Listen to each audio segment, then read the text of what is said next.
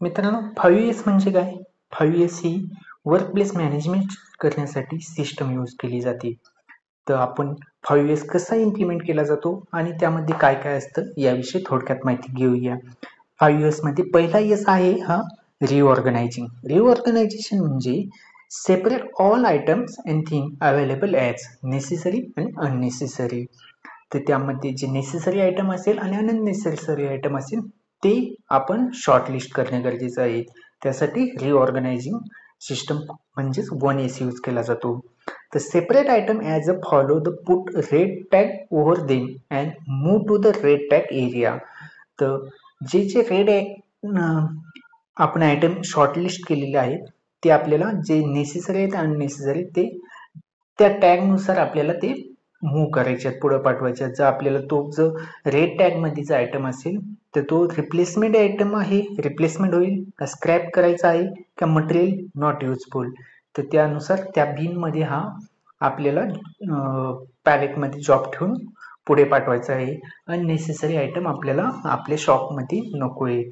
तर या 1S मध्ये रिऑर्गनायझेशन म्हणजे जे नेसेसरी आहे ते ठेवायचे आणि जे नेसेसरी नाही ते आपल्याला रेड टॅग लावून किंवा रिप्लेसमेंट म्हणून किंवा स्क्रॅप करून किंवा मटेरियल नॉट युजफुल यानुसार आपल्याला ते वेगवेगळ्या पॅलेटमध्ये ठेवायचे आहे. तर यामध्ये दुसरा एस म्हणजे काय, सेकंड एस तर नीटनेस म्हणजे काय, the identify the place to everything and skip everything in it place.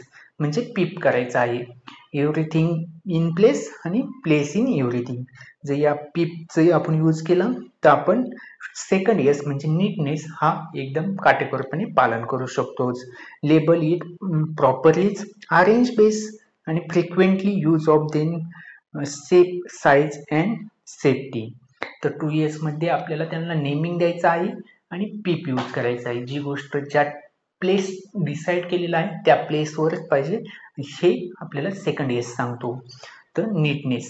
तर तिसरा पॉइंट आहे यामध्ये की थर्ड एस तर क्लीननेस. क्लीननेस मध्ये आपण काय करतो, appropriate and regular cleaning as per schedule.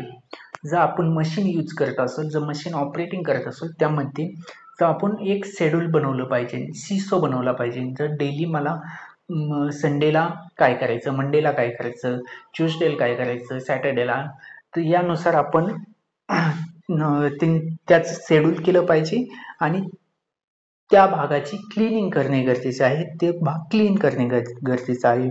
Inspect the part of machining and follow working condition while cleaning.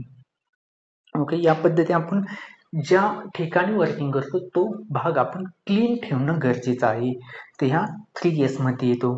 आपण जे त्यानंतर 4S मध्ये काय येतं, स्टँडर्डायझेशन. जे आपण हे 3S केलेली 3S यूज केलेले आहेत त्याला एक प्रोसेस फॉलो केली पाहिजे. त्यासाठी आपल्याला एक चार्ट बनवणं गरजेचं की आपण हे काम केलेलं आहे का नाही केलेलं आहे, त्यासाठी स्टँडर्डायझेशन करणं गरजेचं आहे.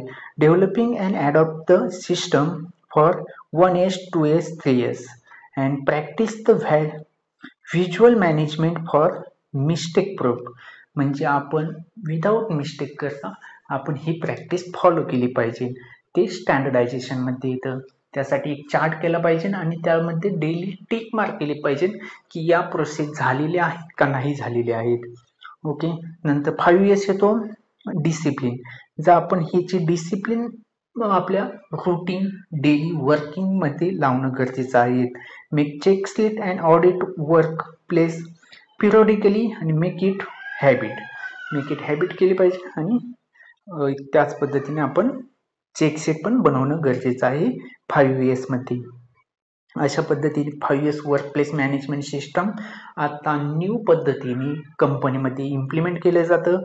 आपण तुम्हाला माहीतच आहे 5S आपण हे पण शिकलेलं आहे, set, short, then cleaning and standardise आणि डिसिप्लिन, सस्टेन.